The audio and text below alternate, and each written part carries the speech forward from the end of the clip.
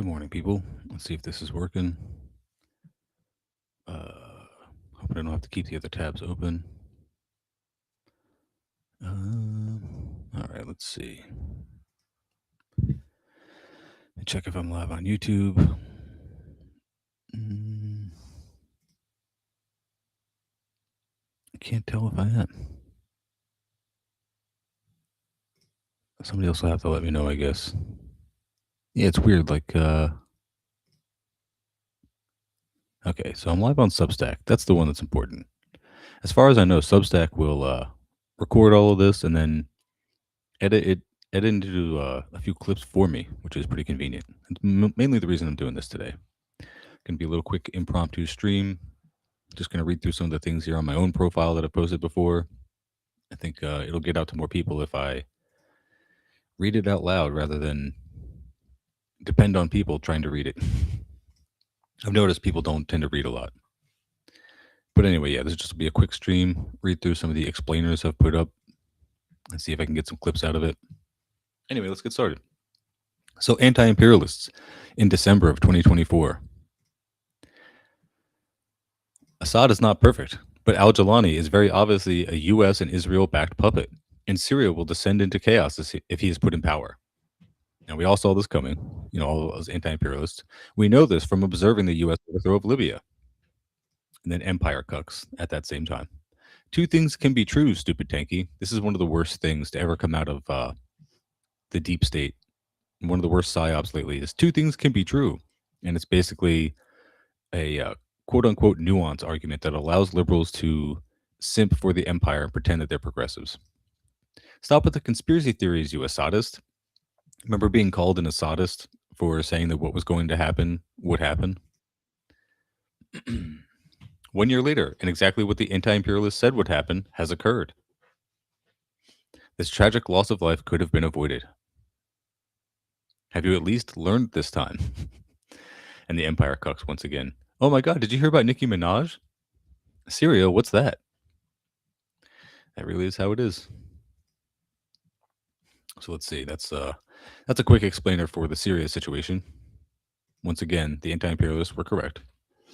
Anti-imperialists in February 2022. Russia's invasion of Ukraine is unfortunate, but an expected outcome of decades of NATO expansion. Yeah, they admitted this themselves. And the U.S. installing a puppet government in Ukraine in 2014, starting a civil war. Many U.S. officials have said so themselves, and the U.S. provoked Russia anyway. Yeah, the U.S. officials said this would happen. Like, American generals said, overthrowing the Ukrainian government, trying to have Ukraine join NATO would be a red line for Russia and would provoke an invasion. And that's what they did. Like, Biden did that on purpose. Empire cucks. Slava Ukraini, down with Putler. Balkanize Russia. The anti-imperialists, once again. Neo-Nazis like Azov, OUN, UDA, Corpus, and Right Sector are bad, actually. Imagine. And Ukraine is unlikely to win a proxy war of attrition against Russia. They should surrender and negotiate for peace while they're behind. Whatever, Tanky. I support neo-Nazis now. This is the Empire Cooks again. Let's see. Oh, I have to share my screen. So silly. I can't believe I didn't do that. Sorry, you guys. I knew I was missing a crucial step there. These are mostly text-based posts, but still. So yeah, this is the Empire Cut guy. 1 million dead orcs. 4 years later, and Ukraine has lost its disputed eastern territory. Ukraine has lost 1 million people, and for nothing. We warned you this would happen. Trump blew Bill Clinton. Yeah, this is around when all the time when people were like memeing about this as if it was like the case that Trump actually gave Bill Clinton a blowjob. So this is 28 weeks ago I made this. Let's see, what else does the Empire Cook say? Okay, no, that's the end of it. Let's go back again, see if we can get some other ones here. Oh, here's a good one. So here's the anti-imperialist explaining. As Marxists, we oppose sex work. It's an exploitative and classist industry. This does not mean we oppose sex workers. They are workers and should be supported. Whatever, Tanky. Stupid swerve. You cannot buy consent. You are not supporting workers by sexually exploiting them. Should be obvious. You should give sex workers your money without forcing them to do sex acts they would not do voluntarily if they were not paid. Again, this should all be basic common sense. If somebody doesn't want to have sex with you and you have to give them money to do it, you're buying consent. So you're committing rape. You should not do that. Oh my God, just say you hate sex workers. Yeah. My favorite one says they love doing it. Many people claim to love their jobs under capitalism. That is a neoliberal justification for capitalist exploitation. You have no right to other people's bodies, no matter how much you pay. As Marxists, we oppose sex work. Yeah. Back to the beginning again.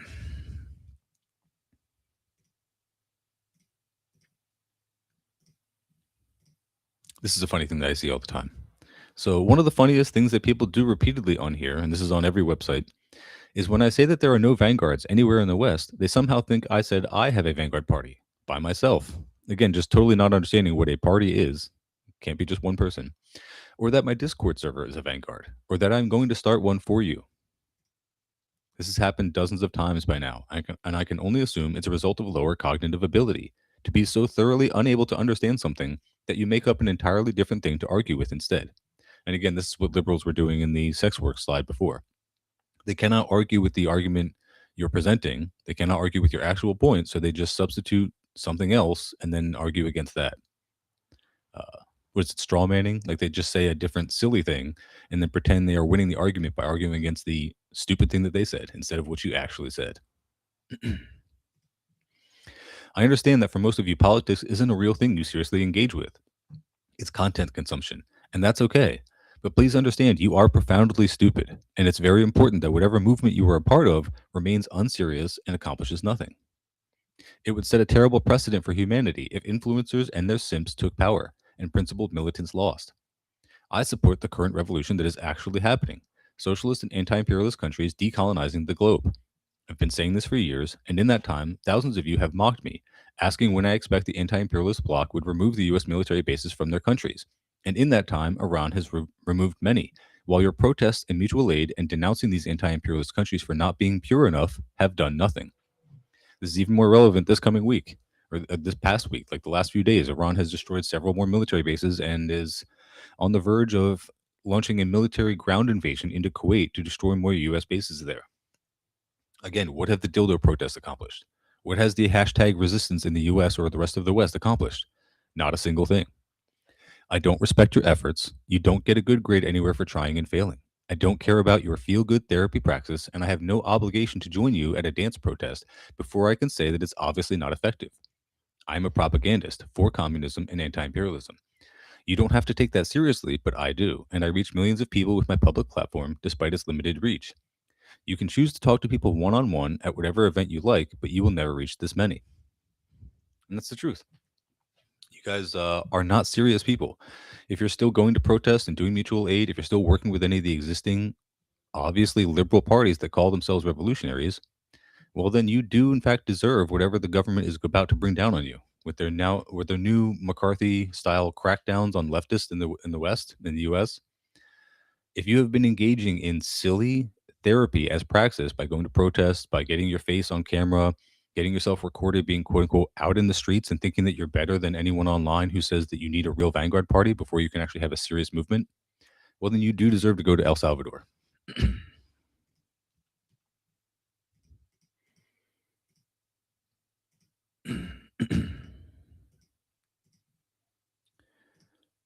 Oh, here's a oh shit, I clicked the wrong thing.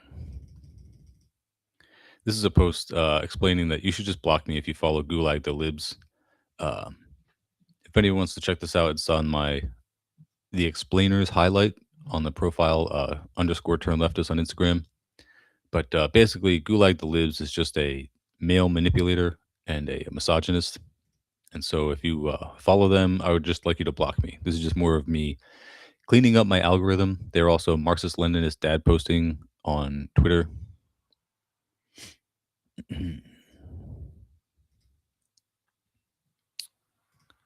Oh, I guess I have to pause these. Some of these, I guess I just posted to stories. That'll make it a little more difficult. Sorry. All right. So there was a time when I was posting like every day the same meme. It was Stalin and Lenin sitting next to each other. giving like a smug look toward the camera, and I was asking, have the mutual aid and dildo protests worked yet? Because obviously they're not going to. So I just ask every day. I also lost interest in doing that. So, but anyway, on day 19, I had captioned my post. You can choose to use your online platforms and your in-person time to gently nudge whoever you want in whatever way you think you have the time for. And you can choose to support silly liberal praxis in the hopes it will eventually morph into an effective movement that threatens power by magic. I will continue to support actually existing socialists and anti-imperialists and call things what they are. I don't support American leftists. They're not on the left. They are not genuinely trying to fight capitalism. They are trying to feel better about losing. They are not forming vanguard parties. They are only doing mutual aid and protests. And if you tell them they need a vanguard party, they don't change their minds. They just get mad and pretend you said you already have a vanguard. You may think it's bad if insolent children lose, but I don't. You may think it's bad if mutual aid and protests don't have any effect on systemic issues and more Americans keep suffering every year. I don't because I didn't delude myself into thinking individualist actions can solve systemic problems because I'm not a liberal. I can, however, give you a very long list of other liberals and grifters you should follow, so you can seal clap along to guillotine memes as you continue to lose in real life. This is one of the better ones. What are left comms? Left communism is a branch of liberalism typically associated with Marxism due to its name. Left comms are often called ultra leftists, but do not usually refer to themselves this way. They will mostly identify as orthodox Marxists or simply call themselves the quote real Marxists and others revisionists. More on this later. What do left comms do? Criticism, and not much else. Left comms regard any praxis as revisionism. Since it is being done in the real world and must make concessions to reality, this is an unacceptable deviation from the theoretically perfect revolution that left comms envision, but have never realized. For this reason, left comms do not support any existing or previous attempts at socialism, the USSR, China, the DPRK, etc. All of these are quote unquote capitalist states according to left comms, and do not deserve even critical support since they have not yet abolished the commodity form. So left comms have a better idea about how to implement socialism then? No. There is no unified theory among left comms for how a revolutionary overthrow of capitalism can take place. There are various thinkers with as many different ideas about declining conditions under capitalism and spontaneous revolts, but no historical record of any movements led by left comms or any revolutions that left communists support past their infancy. Once a revolt gets beyond anger and violence directed at capitalists, these rioters must immediately transcend the ideology of capitalism and build the new system, exactly as Marx and left communists who do not all agree envision it, or else it is capitalist.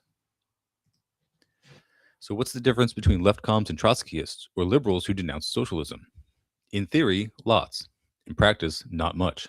Trotskyists have various theories about permanent revolution, but in practice share most opinions on existing socialism as left comms and other liberals.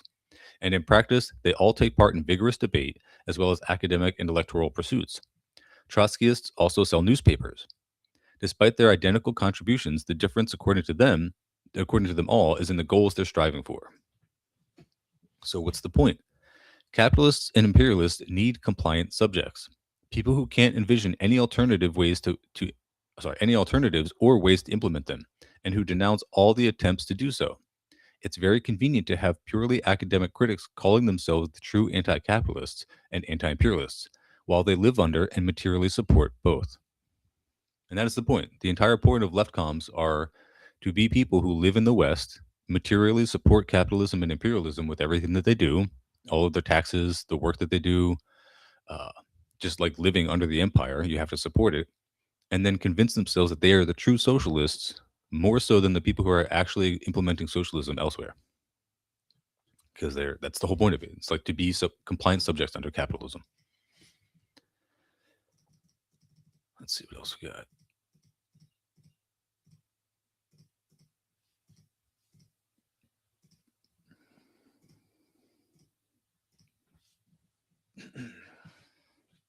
Oh, this is a good one too. So I wrote this up in conjunction with Hezbollahify the Universe, or the Known Universe. Another good page I collab with a lot. So what is the plan? Liberals love to ask, well, if voting is useless, what's the plan? But it would be a mistake to think this is a genuine question. What they really want is to hear your suggestion so they can intentionally misunderstand and mock it, and then go back to voting. Fortunately, this is included in the plan. The plan is the revolution that is currently happening. The anti-imperialist bloc ending U.S. hegemony uh, by making every war too expensive for the U.S. to afford or politically survive. And when that hegemony is weak enough, socialist revolutions around the world will flourish without being sabotaged or overthrown like they were during the Cold War. This can take decades, but it is accelerating. Even the most popular anti imperialist talking heads didn't expect the current level of conflict between the US and Iran so soon. The US is never getting those military bases back. All of the various delusions liberal imperialists believe in are included in this plan. For instance, reform, as in socialist policies via elections, or revolution in the first world, or the US empire restoring its supremacy through war, or global apocalypse. People who believe in the first three are trying to return to a fictional, idealized past in which liberal democracy delivered relative prosperity because they accept the propaganda of that system and haven't studied history. So, this is just a quick breakdown of like the distinction between the liberal and even conservative worldview and view of American history and the Marxist and decolonial anti imperialist view, which is that the US was never good. Whatever, like, good old days Americans are trying to get back to with like more social programs, taxing the rich or whatever, all of that was still based on imperialism and wasn't good for most of the world. It was actually very bad for the US to be in that singular hegemonic position. It caused a lot of suffering for billions of people. So it's actually bad if the US were to get back to that. But again, if Americans, ones who call themselves leftists and progressives, if they're just American nationalists and white supremacists, they want to make America great again with socialism. They're like the Mamdani types who think we can just tax our way into being a good country again. They don't care about the third world. The people who say they believe the last one, this is talking about apocalypse, are lying, or they're eccentric prepper types. There never was a world in which democracy flourished and developed industry, wiping out poverty without violence. There was only colonialism and its propaganda. If that seems more brazen and apparent recently, that's due to the empire's power waning, and with it, the ability to hide its sins. And obviously, there hasn't been an apocalypse yet, nor has the US been able to regain global dominance despite waging constant war for all of our lives. But even among the people who claim to believe this is coming, this is now talking about the apocalypse again, how many are translating this into action? If they really believe this, why continue to live at all? And if so, why participate in any of the obviously inadequate measures like voting or protests? The only people who actually believe in a coming nuclear or climate apocalypse are the preppers, and they do not understand how that would actually play out if it happened, or what their response would need to be for human survival. You can tell because all of their practice is individualist based. They're trying to fend for themselves, their family, their homestead, or whatever. They're not taking human survival seriously. If they were, they'd be organizing in a collective and they would be communists. The only people who are taking this seriously are people like the Chinese Communist Party. The truth is, the people who claim to believe in a coming extinction are lying. They simply want to ignore politics and enjoy their first world privilege as long as possible. This is also factored into the plan. So, what does the plan look like in practice? Let's see. That first world privilege declining. It looks like a reversal of the developed and developing world, where 5% of humanity is no longer able to leech off the other 95%, to whom they also condescendingly lecture about things like human rights or LGBT rights or being progressive, while they, again, imperialize and parasitize the rest of the world, while congratulating themselves for their tolerance. It looks like living conditions declining in the US and its western vassal states, possibly for the next century, while its ruling and media classes perform increasingly strained acrobatics to pretend their empire hasn't collapsed. The plan means countries around the world having socialist revolutions, most likely the places that tried to before and were foiled by the US and NATO empire under Gladio or similar operations. This will probably happen in Africa and South America before spreading eventually to the rest of Asia and Europe. We could even see a reborn Soviet Union with a similar composition. All of this will take decades, but will accelerate with every flashpoint forced by climate change or political actors. These revolutions will be denounced by liberals and the Western left, also liberals, as dictatorships since they will not be voted into power and will be methodically criticized, quote, from the left in capitalist media. This is an example. This is somebody with a rainbow flag and globe emoji saying, actually, this is a dictatorship, talking about Uh,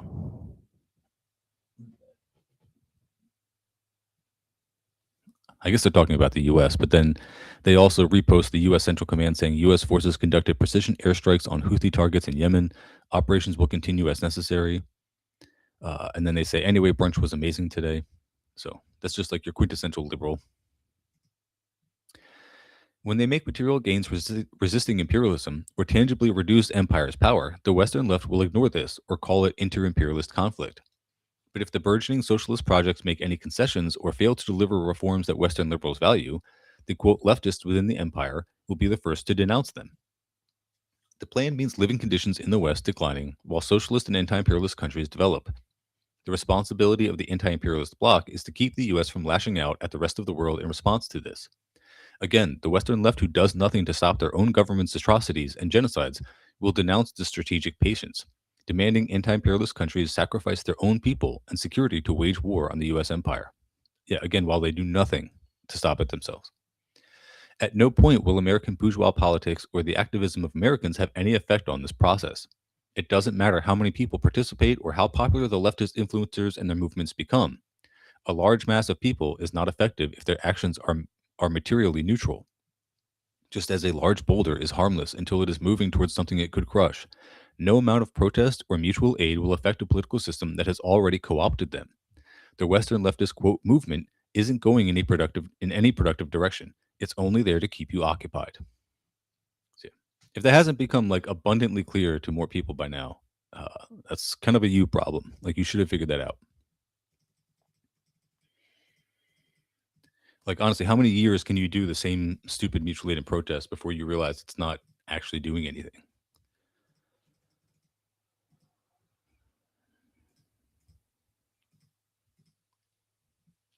Mm. Here's another quick one. It's okay. You are all allowed to stumble onto the things I was saying years ago, whenever it's convenient for you.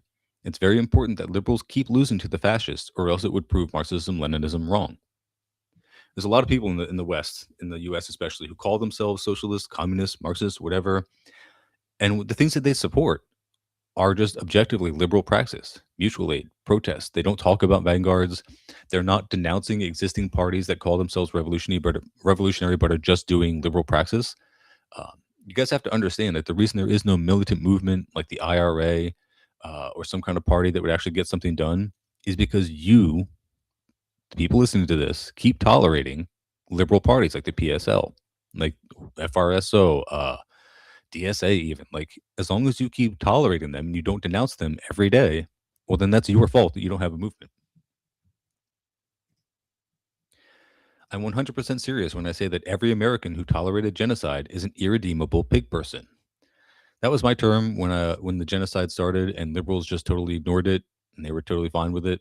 I was calling Americans irredeemable people, but then treat the right came around, which kind of obviously took precedence over that.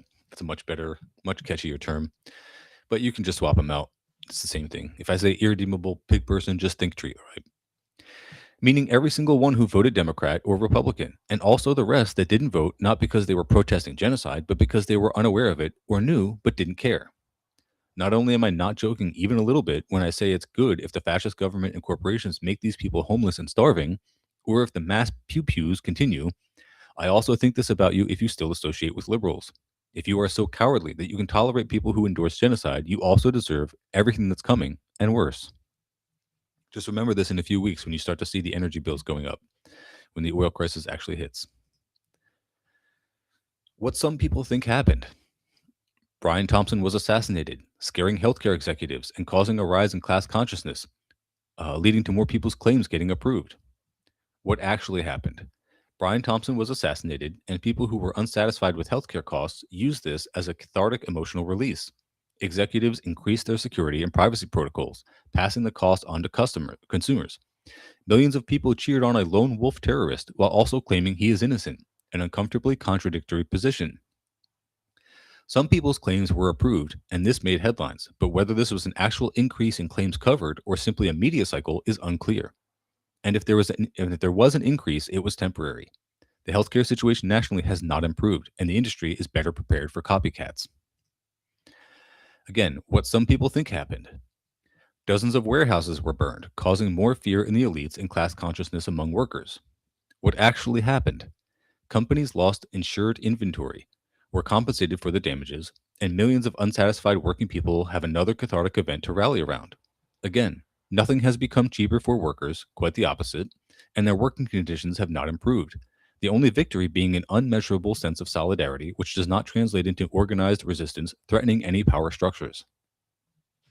Again, like I just have to separate myself from the rest of the grifters. If you check out pages like WLOTS Pod, um, somebody I used to associate with back in the day when their podcast was called Dixieland of the Proletariat or whatever. Um, I used to associate with Nelson. Used to have him on the show. He's now just a liberal grifter. Like if you were sitting back and saying that the warehouse burnings, that Luigi, that any of this stuff is revolutionary, you are misleading people so that you can make a media career for yourself off of this energy that people have, this dissatisfaction that they have, and their desire to support what seems like it's something that's getting something done. Even though we've been here before, we were here in 2020 when police stations were getting burned down. We were here when the Black Lives Matter protests were going on. Everybody thought it was going to be a revolutionary movement and moment, but there was no vanguard party to take advantage of that energy. So it fell to the Democratic Party. They co-opted it, and then a bunch of liberal grifters made media careers. And what did that get you? It got you nothing. What would actually scare powerful people? An organization or multiple that claimed responsibility for such attacks and could reasonably threaten more, that also makes clear political demands, something like the IRA or Umkhonto Wesiwe.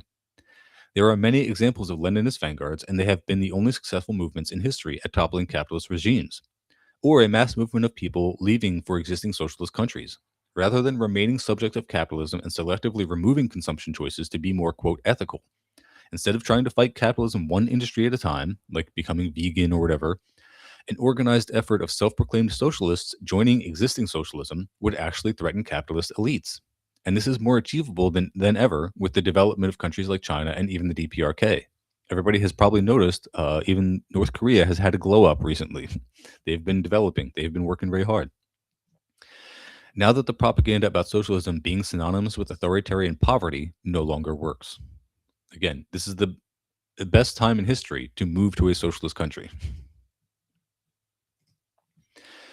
Nothing that nothing like either of that nothing like either of these exists anywhere in the West. There's no coherent movement. There's a couple individuals who are like moving to existing socialist countries, and some of them are becoming influencers and making content, but there is no coherent movement. There's no organization of people that like helps leftists move to socialist countries.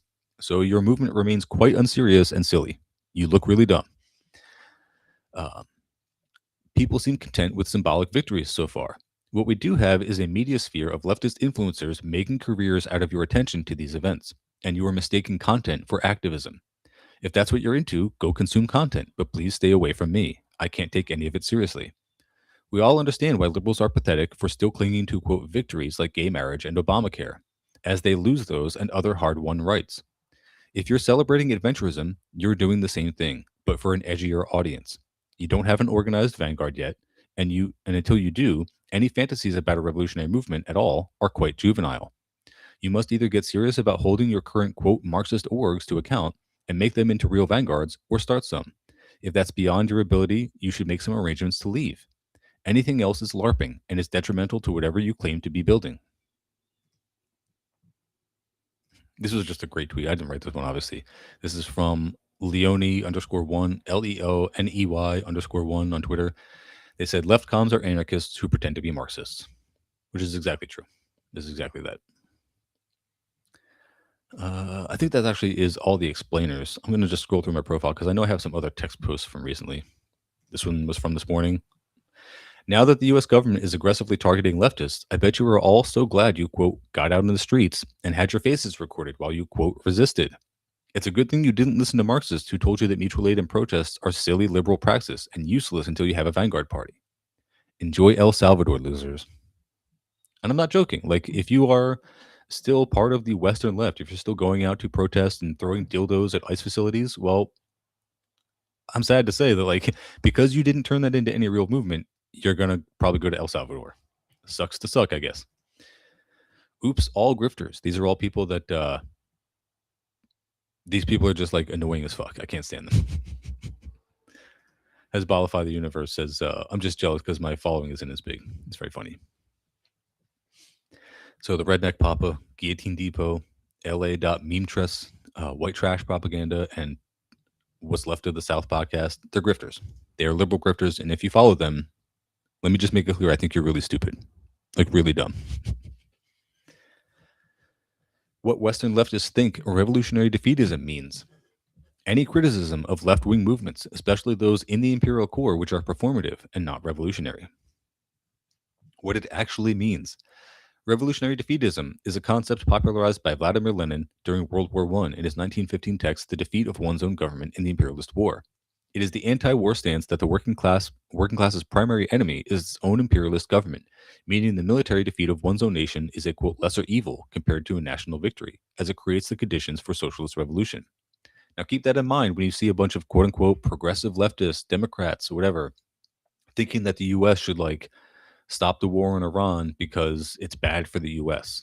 No, it should continue. It should continue until the US collapses its own hegemony, creates an oil crisis, and undeniably loses the conflict. It should, until there is no way that the US can possibly deny that it has lost miserably against Iran, it should continue that long.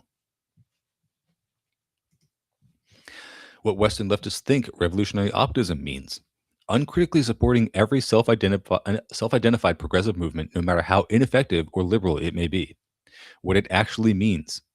Revolutionary optimism is a foundational mindset in Marxist-Leninist theory that rejects cynicism, despair, and capitalist fatalism in favor of an active, scientifically grounded confidence in the ultimate victory of the working class. Rather than being a form of naive, blind hope, it is a deliberate political posture rooted in historical materialism, the analysis of past human struggles and economic structures to prove that radical societal change is entirely achievable. Lenin's practical application of this concept emphasizes the following principles. Scientific basis, not official optimism. Lenin fiercely opposed what he called, quote, official optimism or smug optimism. He argued that romanticized, superficial hope only served to hide opportunism and mask real systemic challenges. True revolutionary optimism requires looking squarely at harsh political realities, diagnosing the structural weaknesses of the capitalist ruling class, and planning accordingly. Mass agency. It is driven by the conviction that the masses, not individual heroes, again, not Luigi's, are the motive force of history. Even during severe setbacks or periods of political stagnation, a revolutionary optimist remains confident in the resilience, discipline, and latent transformative power of the united working class. Rejection of fatalism. The concept is a direct weapon against the psychological warfare of the bourgeoisie, which seeks to instill nihilism, complacency, and a belief that capitalism is the permanent, unalterable end of history. The revolutionary engineer approach. As a theoretician, Lenin did not passively wait for socialist future to inevitably manifest on its own. Revolutionary optimism dictates that faith without work is fantasy. It commands activists to build solidarity, organize workplaces, and actively construct the pathway to revolution even under the most difficult conditions. And again, this is what I've been saying all along. Like if you call yourself a revolutionary and you are organizing with the PSL, you are a LARPer. You are quite stupid. You are making the movement look bad because you are calling yourself a revolutionary and then you are participating in bourgeois electoralism. You're going to protest and you're doing mutual aid. And none of that is effective. You should either start a vanguard or you should be honest with yourself that you are not a revolutionary, you are not in a revolutionary party, and you should leave. What happened? Oh, I went the wrong way. What Western leftists actually engage in. Mao uses quote revolutionary impetuosity to name a specifically leftist deviation, an over-eager, emotional, and voluntarist tendency that exaggerates the revolution's strength, belittles the enemy, and ignores concrete conditions, especially in military and mass work. Now, this is like pretty much every leftist influencer and everyone that's following them and commenting on all their shit. It's all these people who are saying, like, we own these streets, as you very much do not own these streets. It's all these people saying, like, Trump is a loser, as you lose to Trump. All these people saying, like, Trump is cornered, he's trapped. We're just about to get him, he's about to die, as he continues ruling over you and entrenching his power and getting richer every day. Um, it's quite literally LARP. Like, Most of the Western left is absolutely delusional about the conditions they're living under and the inadequacy of their responses to it. In the standard English translation of his writings, Mao's clearest explicit definition appears in a note to his early report on the Hunan peasant movement, where he summarizes this as, quote, one of two deviations then present in the party. He writes that some comrades, quote, suffer from revolutionary impetuosity and overestimate the subjective forces of the revolution and underestimate the forces of the counter revolution. They are impatient for quick results, inclined to adventurism, and lack sober assessment of the political situation. In other words, revolutionary impetuosity is not revolutionary zeal itself, but zeal that has lost its bearing in Marxist analysis of class forces and timing. Running through his correspondence and internal directives, most of which survives only in the selected works, Mao returns to this theme when criticizing ultra-left putschism, military adventurism, and commandism in mass movements. In the introduction to the selected works, the party's publication committee notes that, quote, numerous letters and telegrams in which Mao corrected comrades for, quote, emotional, impatient, and subjectivist work could not be reproduced, but that the included texts already show him rebuking, quote, those who in the name of revolution attempted to substitute a handful of bold actions for the long, patient work of building roots among the masses, a formulation that is precisely what he elsewhere condenses into the label revolutionary impetuosity. In the first Civil War period, this idea is implicit in his polemic against, quote, left opportunism and the ideology of roving rebel bands, where he criticizes comrades who rely on, quote, blind actionism without political preparation in the countryside. In On Correcting Mistaken Ideas in the Party, which summarizes earlier letters to Red Army units, Mao criticizes those, quote, who see only the courage of a few and not the strength of the enemy, who, quote, fight without investigating, move without consulting the masses, and despise organizational discipline, attitudes he explicitly links in editorial notes to revolutionary impetuosity. Here, impetuosity means a kind of subjectivist voluntarism, the belief that sheer will and boldness can compensate for weak forces, poor organization, or unfavorable conditions. He also applies the term to mass work. In notes attached to his Hunan report, party editors recall Mao's private letters of 1927 criticizing comrades who demanded, quote, instant elimination of all landlords, or immediate equalization of land, or total destruction of all old customs, in areas where the peasant associations were still weak and unprepared. Mao argued that such tactics, driven by, quote, revolutionary impetuosity, frightened the middle peasants, isolated the poor peasants, and helped the enemy exploit peasant fears of chaos. For him, revolutionary initiative had to be combined with, quote, step by step work, careful differentiation of class forces, and flexible tactics, where those who were replaced by impatient decrees and spectacular actions, he would label it, quote, revolutionary impetuosity. Where those were replaced by impatient decrees, yeah.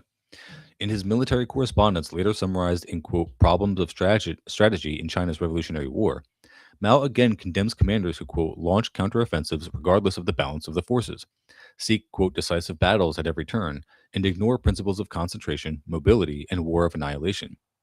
Editorial notes link these errors to the same, quote, revolutionary impetuosity he had previously criticized in letters to frontline units, a left deviation that mistakes daring operations for sound strategy, underestimates enemy encirclement and suppression, and treats retreat or strategic defense as cowardice.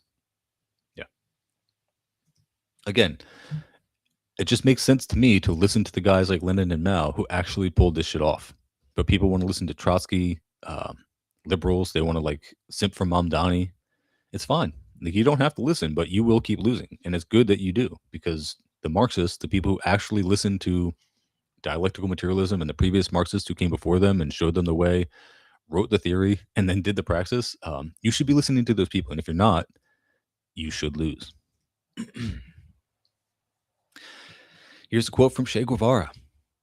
In the final analysis, the economic development of the United States and the need of its workers to maintain their standard of living means that our struggle for national liberation is not waged against a given social regime, but rather against the whole nation, bound as a block by the ironclad supreme law of common interest over their domination of the economic life of Latin America.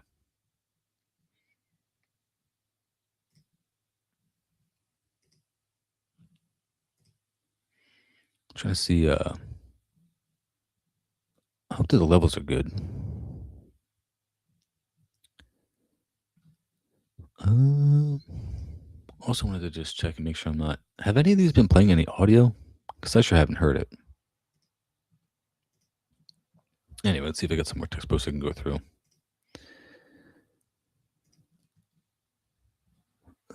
Anybody in the chat at all? Doesn't seem so. This was a funny one. So I had seen the quote of Ludmila Pavlichenko saying, like, every fascist that I leave alive will kill women and children. So they were saving lives by killing these fascists. If you just extend that same logic, every American who doesn't leave the West and stays alive will parasitize 5 people in the global South.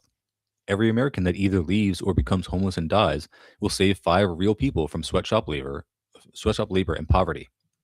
And that is how it works. Like, if you guys actually believe in the simple fact that Americans consume on average 5 times as much as people in the global South who are making their stuff in sweatshops, well, then it would make sense that the fewer Americans, or even if you just leave and go to like a different country that isn't that imperial system, you would be ending some of that labor, that sweatshop labor and exploitation. And if you don't believe that, well, then you don't believe in things like BDS or being vegan, donating money to like all the things that people are currently doing, who then say that it's silly to leave the country. They just don't want to extend the logic to their entire lifestyle. They want to just pick and choose and tackle individual aspects of capitalism one at a time because they just want to be comfortable. I'm never going to have anything positive to say about Fergie Chambers. If you have a problem with this, I suggest you block me now. Uh, yeah, if anybody's interested, I have some screenshots in Discord. Basically, all of that drama is from like 3 years ago. The pinned post I have here, this one right here, it's RLD and MF whole recording, but it's like just a 5 minute clip. That is when I had Marxist Fairy, who ran another meme page, on my old podcast to try and talk about Fergie Chambers, who she was accusing of being a Fed and some kind of CIA psyop. I don't know. It's inconclusive. All I know is he was going to sue me for trying to say that in any kind of public forum online. So it seems to have gotten to him. Uh, and in that time, Brad Left Dad came on the show to try and defend this guy. I don't know why he felt the need to try and defend a billionaire's son, but he wanted to do that. And in trying to, he looked like a total ass and ended up being a misogynist. He exposed that adorable communism, got some kind of nude pictures from Marxist Fairy, and then shared them with Rad Left Dad, and they were both laughing about it to themselves. That's revenge porn. That's actually really fucked up. And then he got so flustered trying to defend this Fergie Chambers billionaire guy that he exposed that on the podcast. Like, Marxist Fairy had him cornered with actual evidence and documents and links. And he was like, well, whatever. I like your titty pics, though. He's just a piece of shit. And I showed this to Cocktails and Capitalism. I showed this to Commie Central. I showed this to all the people who still associate with Rad Left Dad and Adorable Communism because they're unprincipled liberal grifters who are trying to make a media career off your attention. They don't actually care about any of this shit. So once again, if you follow them, I think you're quite stupid. Just please understand that. And if you want screenshots, they're in the Discord. It's stuff about like Fergie's arrest record for beating his partners, for beating women. If you trust anything about his like compound in the Berkshires or whatever, you're just dumb. Like, I just have questions about your critical thinking ability, and I think you should go away because I think you're quite stupid. Let's see what else we got here. Yeah, not genocide heirs. We got Putler, we got Xi Jinping, we got Kim Jong Un, we got the Ayatollah, and we have genocide heirs. We have Biden and Trump.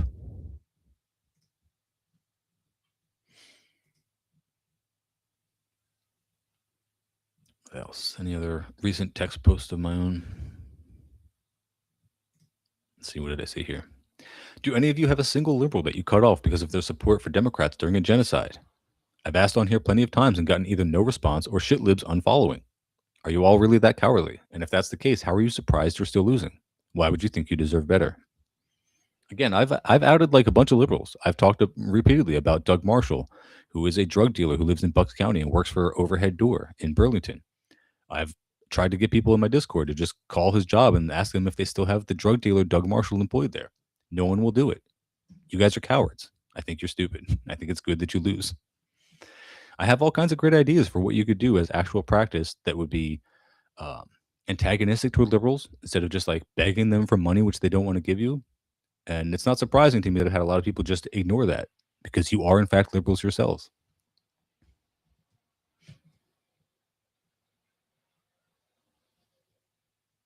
Oh, this was very funny. When Pokepreet got outed as some kind of like, what did he do? Let's see. Bro got caught using the N word and is mad about it. Yeah, he's just this piece of shit grifter left con. He doesn't support existing socialism. If you follow Poker Preet, block me because, again, I think you're stupid. Is it clear? I think you're stupid. Same thing if you follow Hassan Piker. If you like Hassan Piker, you're dumb. If you think Ukraine can defeat Russia, I have bad news about your IQ. Again, just making it clear, adorable communism is a sex pest and misogynist. See my pinned post if you don't believe it. I wonder if I put in the comments here.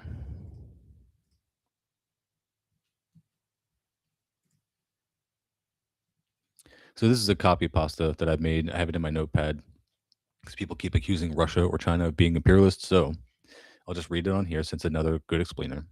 Saying that Russia is not an imperialist power might seem like a hot take, but that's only because people often throw the word around without sticking to the actual definition. If you're going to use a framework, you should probably apply it correctly. And the person who gave us the classic definition of imperialism is Vladimir Lenin. In his book, Imperialism, the Highest Stage of Capitalism, Lenin lays out a very specific checklist for what makes a country imperialist. It's not just about a country throwing its weight around. For Lenin, an imperialist state needs to have 1. Monopoly capitalism running the economy. 2. Finance capital, big banks, merged with industrial capital calling the shots in the government. 3. Exporting capital, money for investment, being more important than exporting goods. 4. Giant international monopolies carving up the world among themselves. 5. And the territorial spirit of the planet, territorial split of the planet by the big powers being complete and locked in. Miss any of those, and you're not dealing with imperialism. You're dealing with something else. So, how does Russia stack up? First, monopoly capitalism. Sure, Russia has oligarchs, but its economy isn't dominated by giant global monopolies that set the prices for the rest of the world, like you see with major firms in the US, EU, or Japan. Russian companies are mostly price takers, not price setters, especially with all the sanctions on them. Checkmark? No. Second, does finance capital rule the state? Not really. Russia's banks aren't major players in the global financial system. The ruble isn't a reserve currency like the dollar or euro. Its markets don't have the power to discipline the world economy. Compare that to the influence of Wall Street or the City of London, and it's not even close. Another fail. Where's the third one? Did I miss the third? I guess I'll just have to read it from my notepad. That's annoying. I didn't realize I did that when I posted this comment. Sorry, just bear with me a second, folks.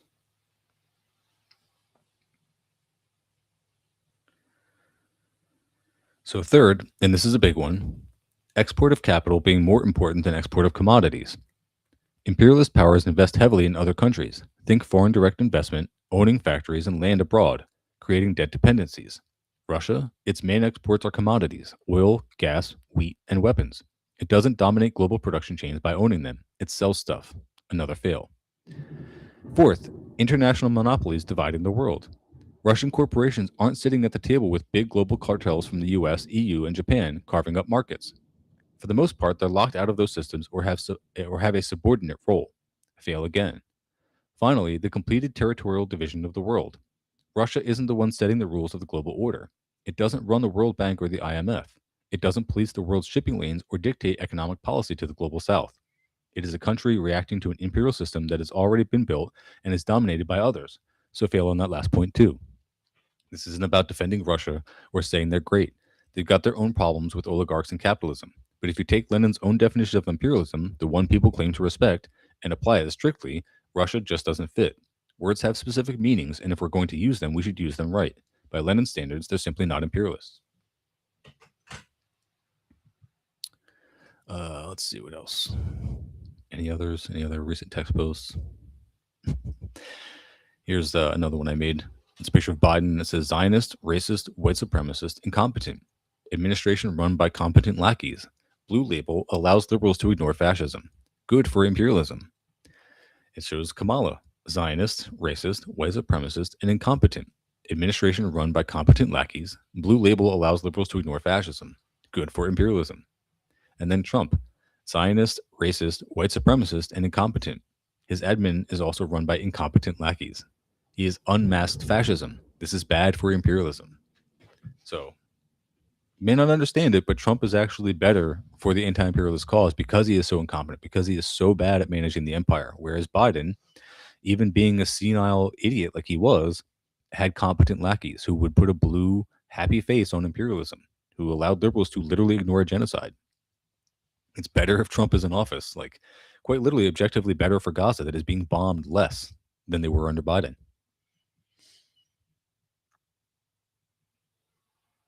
Mm. I'm not going to read out the whole list, but I made a list of winners and losers for the next century. This will continue being true. You guys can pause the video there if you want to read all of that. Let's see. I'll do a couple more and then I'll wrap it up for the day. Did you ever hear someone say something that immediately made you distance yourself from them? I heard someone say my favorite show is a reality TV show, but they were talking about Naked and Afraid. Like I heard that guy say that, and I was like, "Oh man, this guy's like really dumb. This is like a really dumb guy that I'm friends with." Like, and I instantly felt less friendly to him. That same guy actually also said like a couple years before, he was like, "Elon Musk is probably our best hope for exploring space." This was in like 2022. He said this. This is how dumb liberals are. Another guy said, "Yeah, I just don't think killing kids is a good tactic." This is right after October 7th. He was referring to Hamas because he believed in the 40 beheaded babies bullshit. Again, liberals are just retarded people.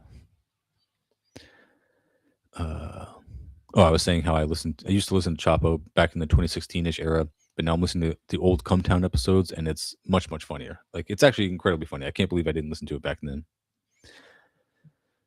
Here is the What Some People Think Happened post. It's down there. Yeah, if you follow any of these feds, I'm definitely blocking you. Ideas don't exist. East German girl and Iraqi communist. These are more left comms and obvious feds. Again, you don't have to listen to me. Just understand that I think you're profoundly stupid if you follow those people. Every day I come on here and tell you the difference between liberals and the left. And yet many of you still think you're part of the left, despite obviously being stupid liberals. And that's okay, because the difference is in the reality you experience as a result. When the genocide started several years ago, you made a choice. You chose to continue associating with liberals who endorsed it, liberals who ignored it, and liberals who pretended to be opposed to it but continued to vote for the people doing it. I, on the other hand, started making clear the distinction between genocide enablers and those opposed to it. Most of you, in response, pretended to not understand what words meant. This is the typical liberal routine. Very intelligent people suddenly becoming selectively retarded so they can avoid their own complicity in genocide. This current economy is what you get in return for doing this. You earned it. Enjoy. Someone asked me the other day why I keep using the R word, why I keep calling people retarded. They were like, "Don't you know any disabled people?" It's like, yes, of course. But I don't think I have any people following me who are legitimately mentally handicapped enough that they would ever take offense at the word retarded. I have people who are neurodivergent, sure. Autistic people following me, of course, but not people that you would refer to as like retarded, and therefore not be the ones taking offense to the term. But I think there is a huge overlap, and this is why I keep doing it. There is a huge overlap between people who voted blue for Kamala Harris for genociders and then take offense at the word retarded. Again, that is like the liberal performative progressivism. Like you literally voted for and took part and endorsed genocide, and you think you're a good person for being offended on behalf of someone else at the word retarded. So I'm going to keep using it because I want those people to go away because, again, they are retarded. All right, let's see what else we got here. That might be it for like the most recent text posts. I was curious, like when people first started to hear the term third worldism, and if it was less than 3 years ago, because I've only really seen it become a thing in like common parlance. Like I remember back in like 2017 hearing about Jason Unruh, and he was like already on the downside. No offense to Jason, I actually like Jason Unruh as far as I know. I haven't kept up with anything that he's made, any content that he's made, or anything that he said lately. But again, he was the one calling himself a third worldist back in like 2017, 2018. And again, I had gotten the impression that he had been more popular, and it was like his popularity was waning. So I just wonder if he's like still doing it, if he's gotten more popularity as more people are getting onto like catching on to imperialism and treat the right stuff.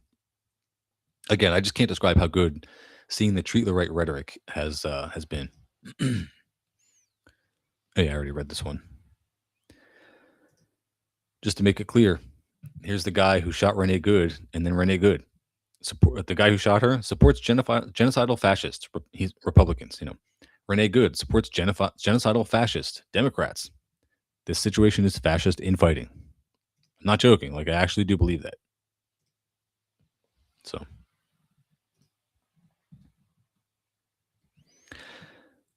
mm, what's this one? No, not me. Here's the so what's the plan post.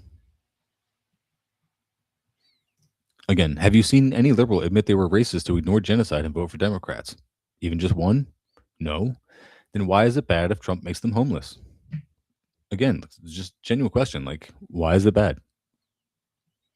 Here is the what are left comms post. American leftists will really call themselves revolutionaries for going to a protest or doing some mutual aid. And then call you a LARPer if you laugh. I forgot I used a video of red squirrels or chipmunks in the yard.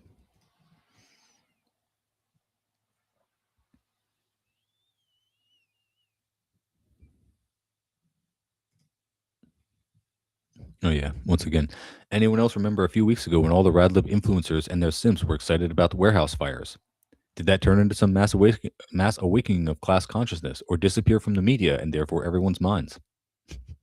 Again, if you just have a memory a little bit longer than a goldfish, you guys should be able to catch on to these patterns. But again, you don't.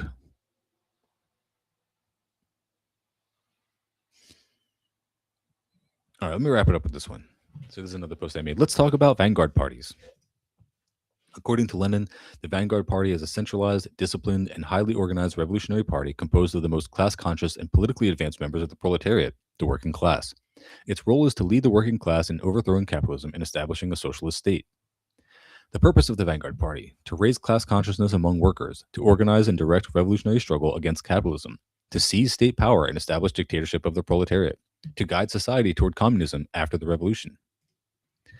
Lenin developed this concept in his 1902 pamphlet, What is to be Done, where he argued that without a vanguard party, the working class would only achieve trade union consciousness, economic demands, rather than revolutionary consciousness, political overthrow of capitalism. To understand why vanguard parties in the Leninist sense are absent or marginalized in the imperial core, the US, Western Europe, Japan, etc., we can use class analysis and world systems theory to examine the material and geopolitical conditions that suppress revolutionary consciousness and organization in these regions. Lenin himself argued in Imperialism, the Highest Stage of Capitalism in 1916, that the ruling classes in advanced capitalist nations bribe a segment of the working class, the labor aristocracy, with higher wages, social benefits, and relative stability, thereby neutralizing revolutionary potential. The core's, quote, working class is objectively aligned with imperialism, making it difficult for a Leninist vanguard to emerge. Revolutionary movements instead arise more in the periphery, for example, Cuba, Vietnam, Burkina Faso. The key mechanisms: higher wages and consumerism. Workers in the imperial core benefit from superprofits extracted from the global south via cheap labor, resource extraction, and financial domination. This creates a privileged layer of workers who identify more with the bourgeoisie than with the international proletarian struggle. Institutionalized class compromise. Trade unions, social democracy, and welfare states, for example, Scandinavia or New Deal policies, co opt worker demands, channeling dissent into reforms rather than revolution. Cultural and media hegemony. The ruling class promotes individualism, anti communism, and identity based politics rather than class struggle, fragmenting working class solidarity. Repression and anti communist structures. Even when radical movements emerge in the core, they face state repression, COINTELPRO in the US, banning of communist parties in Cold War Europe, two party liberal democracy. Electoral systems marginalize revolutionary parties, funneling dissent into harmless reformism, for example, Bernie Sanders or Syriza. NGOization of leftism.